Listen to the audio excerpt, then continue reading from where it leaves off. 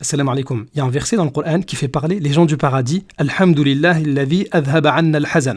Les gens du paradis diront au paradis louange à celui qui a fait disparaître de nous la tristesse. Et ça, c'est au paradis que ça va disparaître. Ça veut dire que forcément, ici-bas, inévitablement, on sera tous atteints par la tristesse. Ah bah c'est comme ça, que tu le veuilles ou non, même si t'es le plus riche du monde, bah tu seras triste. Même si t'as toutes les entreprises que tu veux, tu connais toute la planète Terre, même si tu veux, eh bien tu seras quand même triste. On est tous atteints par la tristesse. Maintenant, la question, c'est comment maîtriser ces tristesses, la faire diminuer, voire disparaître. En fait, déjà, la tristesse, elle a énormément de conséquences négatives. Perte de motivation, perte de temps, perte de sommeil, perte d'appétit, perte de santé. Quand t'es énormément touché par des chagrins, par des soucis, par la tristesse, par la dépression, et bien psychologiquement, ça va pas. Et même physiquement, ton corps, il en peut plus. Et parfois, les gens, quand ils sont tristes, eh bien, ils sont de mauvaise humeur. Et quand ils sont de mauvaise humeur, eh bien, il y a des disputes, il y a des bagarres. Et donc, il y a énormément de conséquences, beaucoup plus qu'on ne peut l'imaginer. Donc la tristesse, c'est quelque chose qui est à blâmer. Le Coran n'a jamais fait les éloges de la tristesse. Au contraire, celui qui veut que les croyants soient tristes, c'est le diable.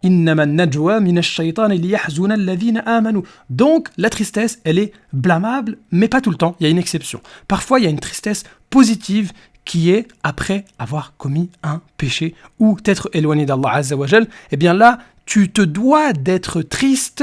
Pourquoi ? Parce que tu as désobéi à Allah Azza wa Jal. Non pas triste parce que tu as loupé une bonne affaire ou parce que tu as peut-être perdu 200 €, du coup tu es triste toute l'après-midi, mais plutôt t'as raté ton fajr, là t'es triste, oui.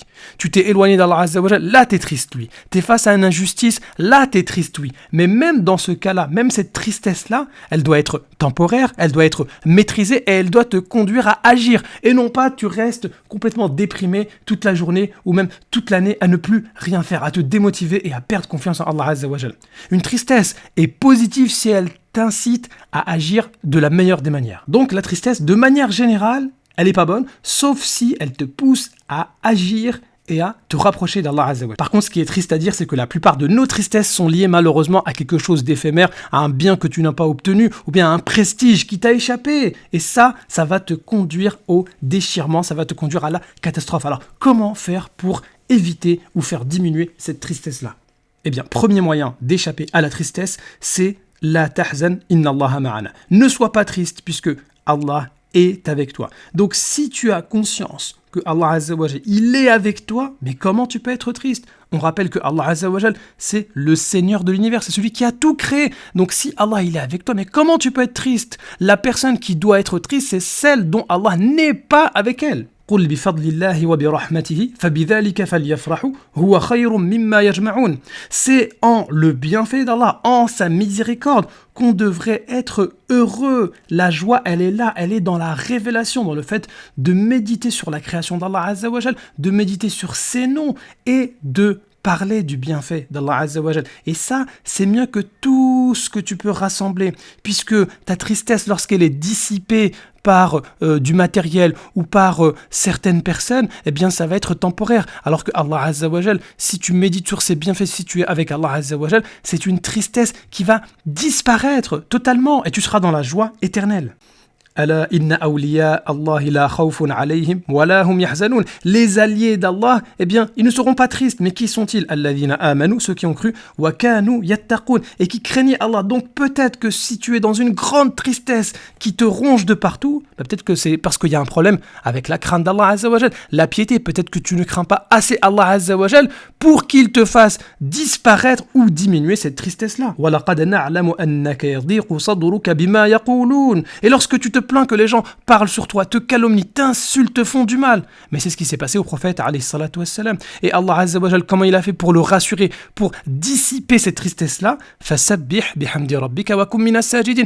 La clé, c'est le tasbih, le fait de dire Subhanallah, Alhamdulillah, le fait de prier, de te prosterner. Si tu t'occupes dans ça, tu t'occupes dans le fait de dire Subhanallah, eh bien Allah Azza wa Jal, il va dissiper ta tristesse. Et parmi le dhikr aussi, il y a le Coran. Taha ma anzalna alayka al-Qur'an litashqa. Le Coran n'a pas été révélé pour qu'on soit chagriné. Au contraire, il va dissiper notre tristesse. Ya ibadi la khawfun alaykum al-yawma wa la antum tahzanun. Allah dit que ses serviteurs ne seront pas tristes. Mais qui sont ces serviteurs ? Alladhina amanu bi ayatina wa kanu muslimin. Ceux qui ont cru en nos versets, c'est du domaine de la foi.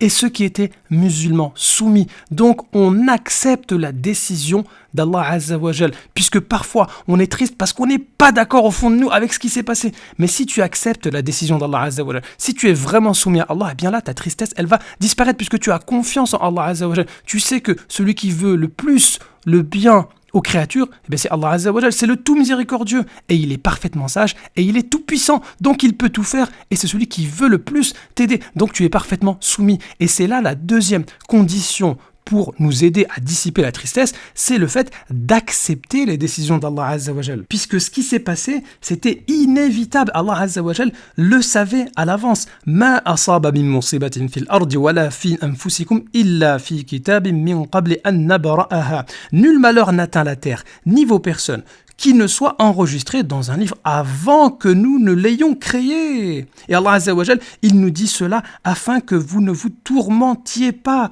Donc lorsqu'une épreuve t'arrive, tu te dis, ben non, si j'étais là avant, si j'avais pu faire, si j'avais pris ça. Non, non, non, non, non. C'est fait, c'est passé, c'était décidé par Allah Azza wa Jal. On se soumet.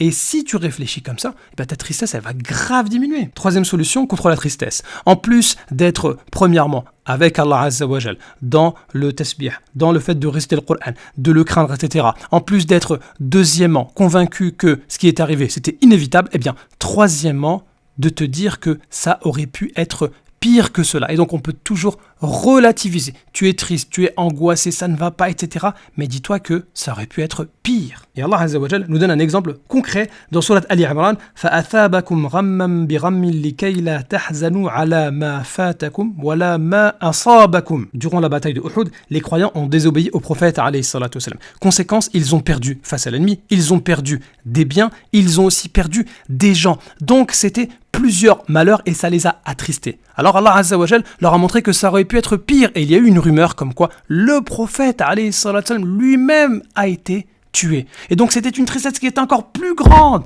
Et lorsque cette rumeur-là finalement a été réfutée et que les gens ont su que le prophète alayhi salatu wassalam était bien vivant, et bien là ça les a réconfortés et ils se sont dit on a perdu la bataille, c'est pas grave, on a perdu des biens, c'est pas grave, on a perdu des gens, c'est pas grave, mais le prophète alayhi salatu wassalam il est vivant. Et donc à travers ce verset-là, Allah Azza wa Jal, il nous montre que à chaque fois que tu es dans une situation où tu es triste à cause d'un malheur, eh bien dis-toi que ça aurait pu être pire.